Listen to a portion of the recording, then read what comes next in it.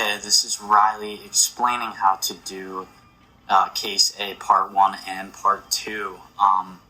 So, as you can see in the Case A problem, we know that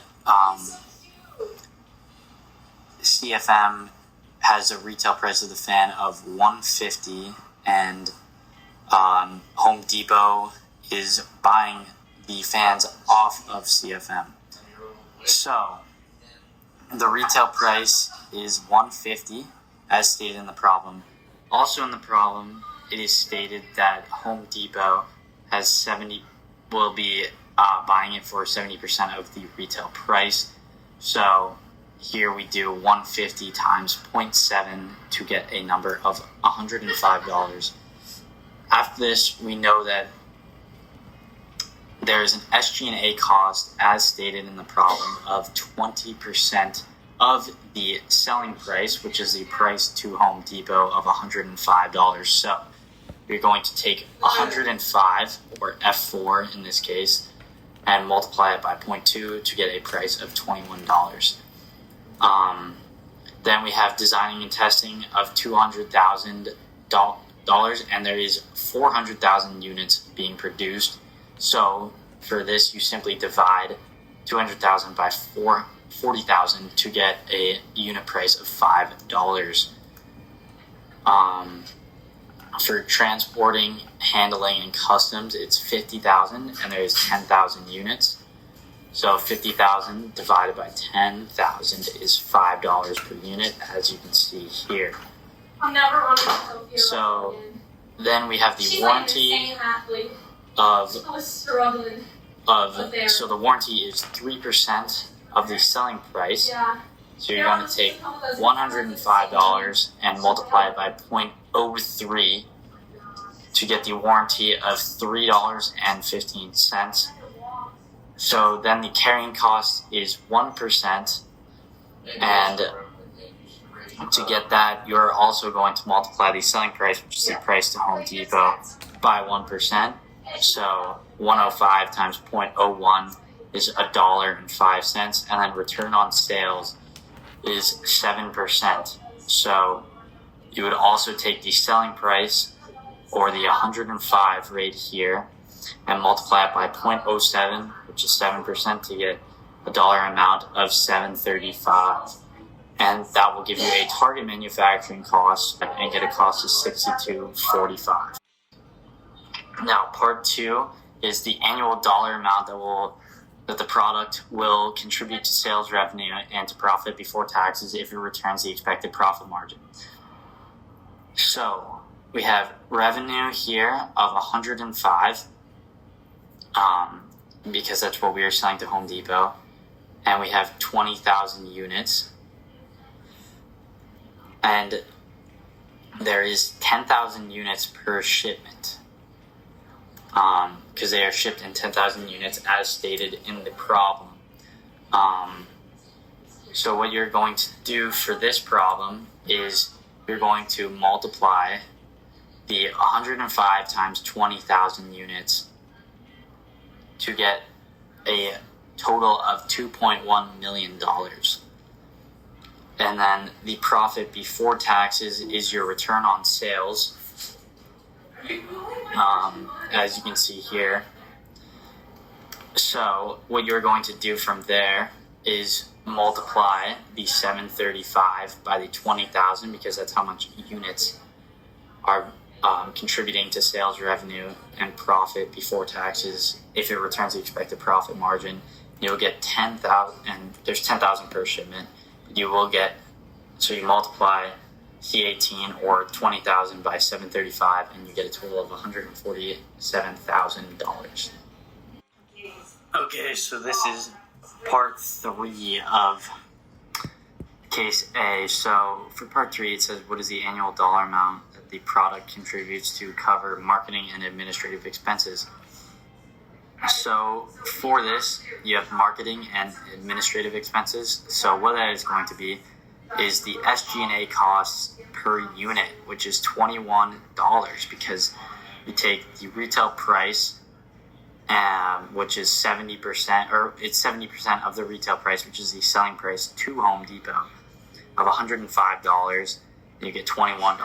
So the per unit cost is $21.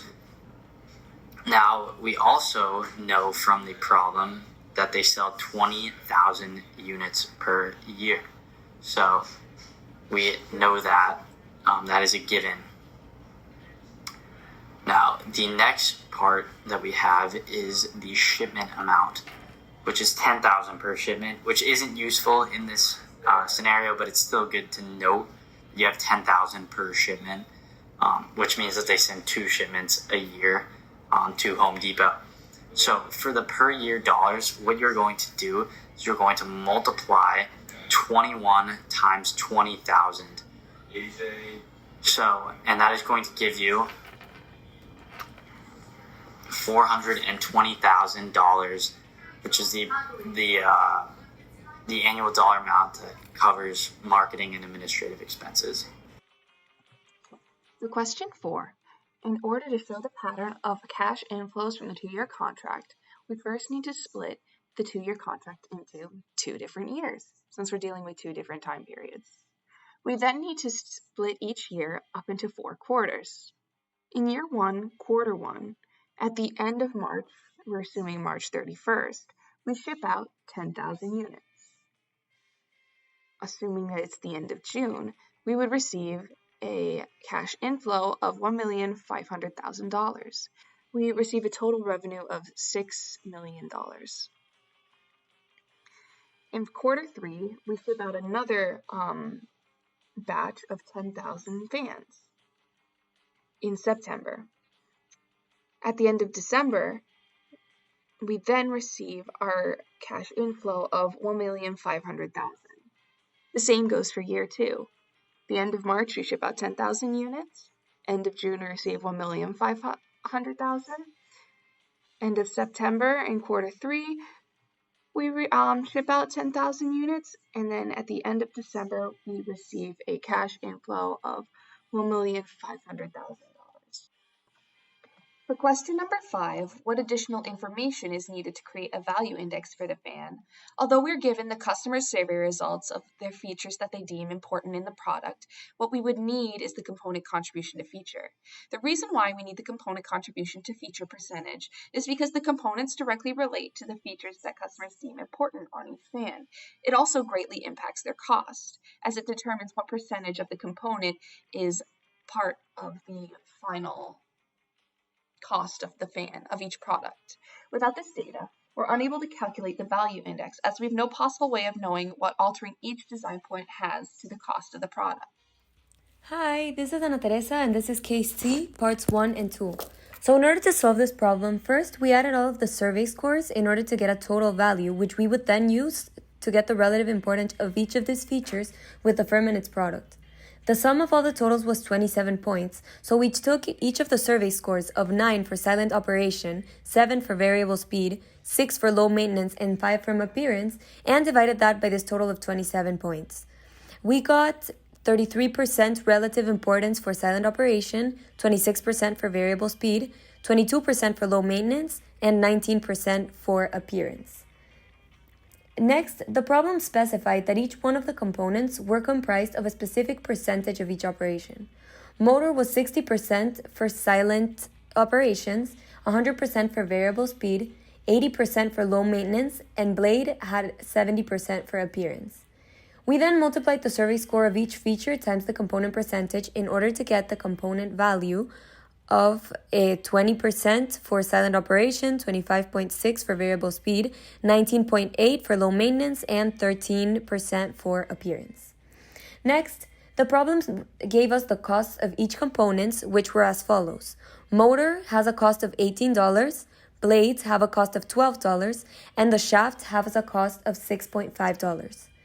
We took the cost of each of these individual components and found the total to be $36.5.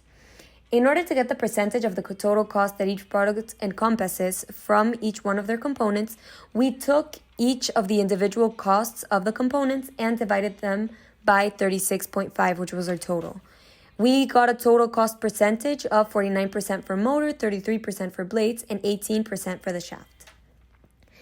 Then we used these percentages, which we found above, in order to construct our customer value index table.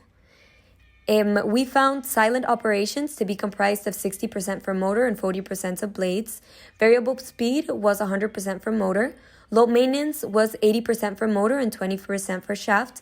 And appearance was 70% for blades and 30% for shaft. We took the survey score percentages that we found above and then multiplied them times the percentage of each feature, adding all of these products together. For instance, we took the motor 60% attributed to the silent operations and multiplied it times the survey score's relative percentage, which I have located under the table in order to keep this organized. We then added that to the product of the motor's 100% variable speed times the 26% survey score, and so on for the rest of the table's columns. This gave us a total value of 63.7% for motor, 26.3% for blades, and 10% for shaft. We then found the cost to value ratio by dividing the total value of each component by the percentage of the total product cost. We found the cost to value ratio of each component to be 129% for motor, 80% for blades, and 56% of shaft. We were able to conclude that a total value of greater than 100% suggests that this particular component would be of utmost importance for customers. In this particular case, the motor component had a total value of 129%, meaning that CFM should consider increasing their spending on this component, as it is what customers value the most. On the other hand, both the blades and the shaft have an index which is less than 100, standing at 80% and 56% respectively.